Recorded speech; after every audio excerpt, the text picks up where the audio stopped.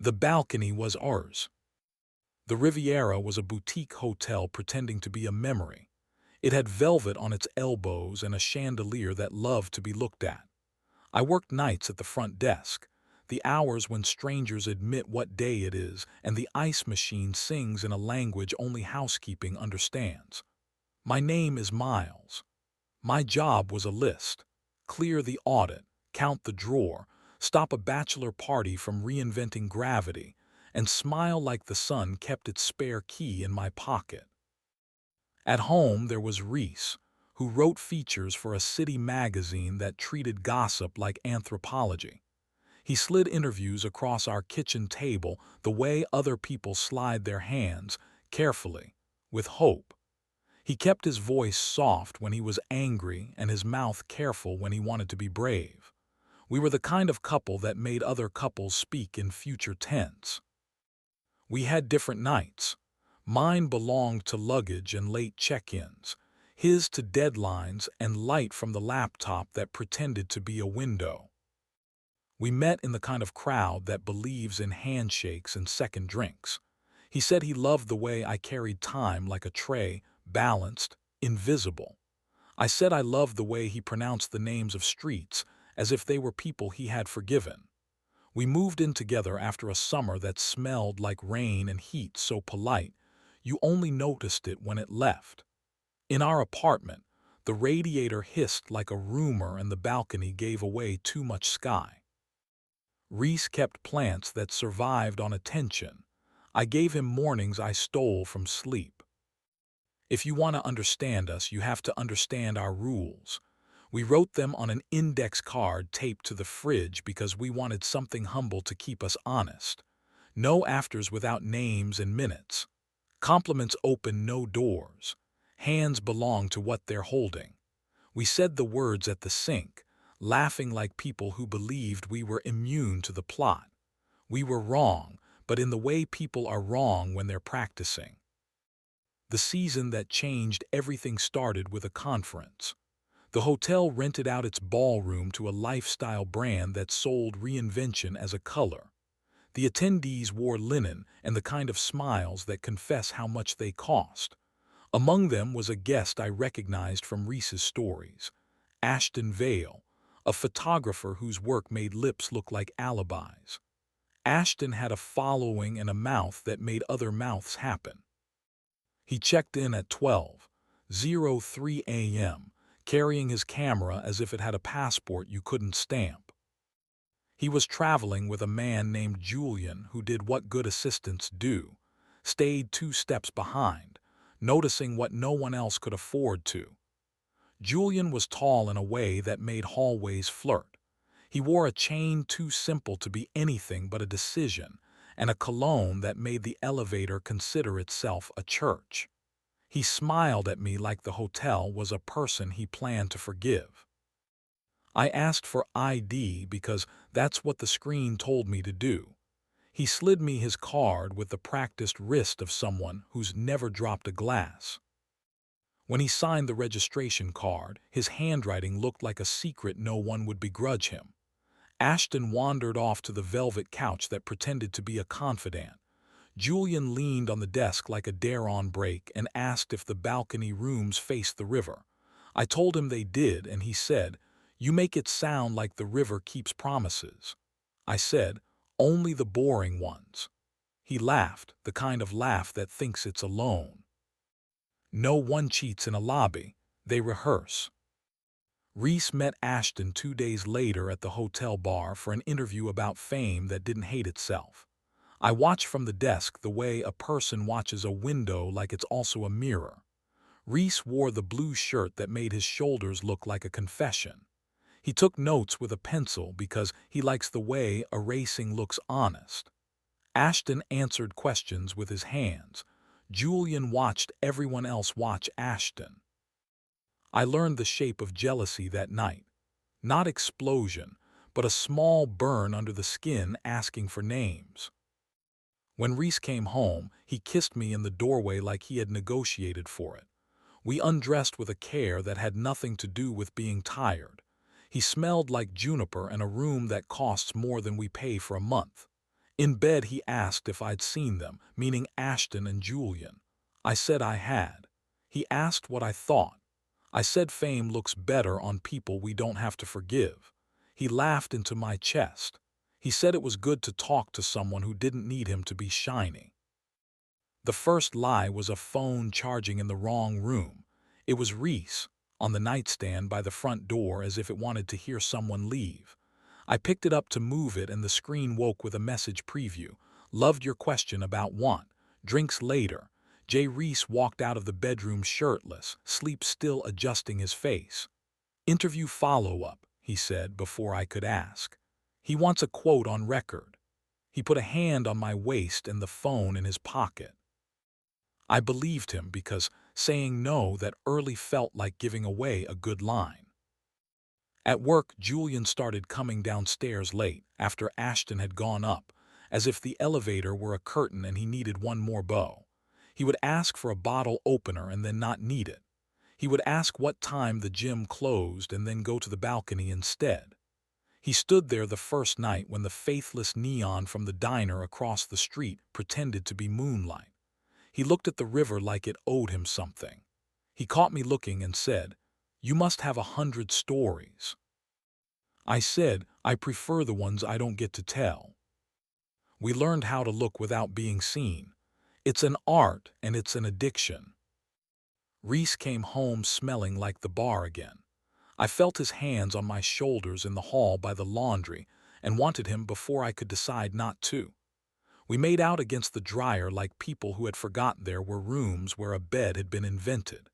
He slid his mouth over my throat in that way that says both wait and don't, and my knees argued. He was better when he moved like he was choosing me. That night he moved like he was choosing a story he planned to survive.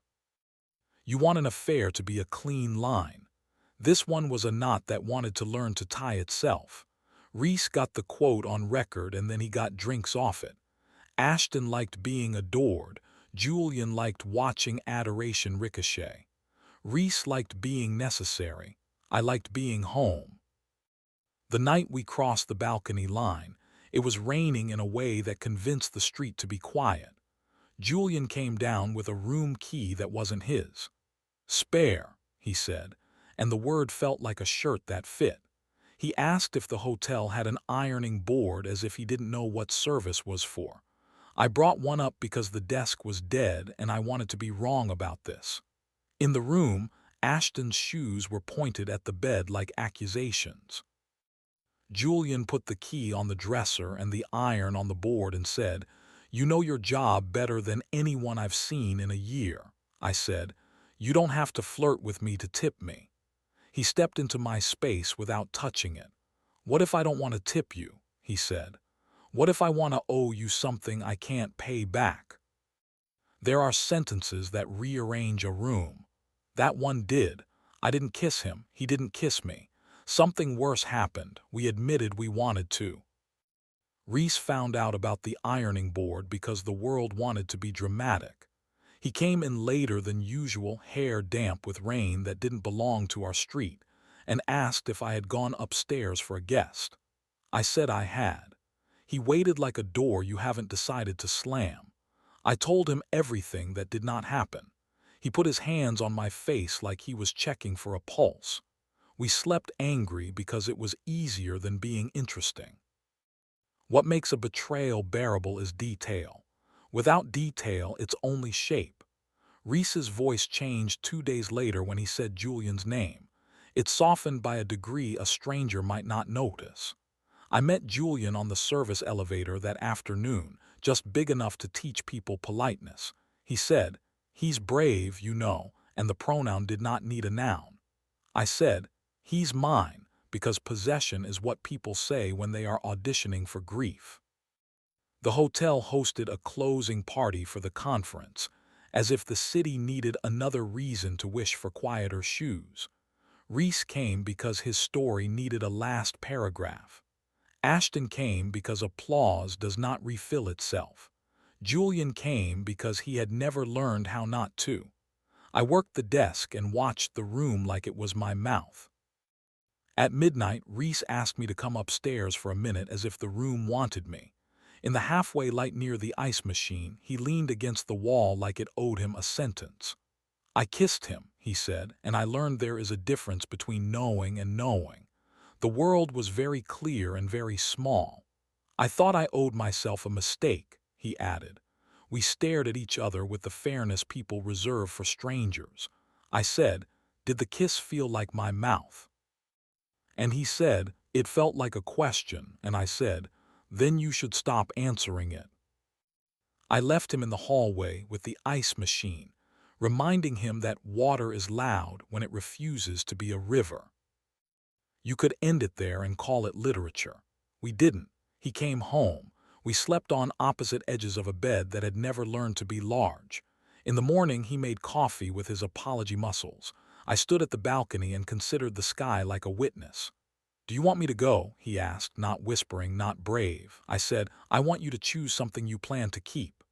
He said, "I choose you," in a voice that knew choosing isn't winning. We decided not to change the locks. We decided to change how we touched. Being faithful after an almost is a different marriage than the first one. It is mostly maintenance. We stopped saying yes to the kinds of nights that made us interesting. Reese wrote a piece about ethics that didn't feel like punishment. Ashton moved on to someone else's friend. Julian sent me a message that didn't need to be sent. We could have, it read. I didn't reply, which was its own sentence. 3 months later, I saw him in the lobby on someone else's arm and felt nothing valuable break. People asked how we survived the kind of winter that ruins people who like themselves. We told them we got boring on purpose. We told them we kept our hands on what they were holding. We told them the balcony wasn't ours, but the door was. They smiled until the conversation needed verbs. Sometimes we still walk past the hotel when the light is kind. I tell Reese about the guests whose names the city will never know, the way secrets can be tidy if you give them good closets. He tells me about interviews that became confessions and the way you can love someone without wanting their phone. We sleep with the window open when it's almost spring. The radiator sometimes applauds us by being quiet. You want the scene where I describe how he touches me now, as if that were proof.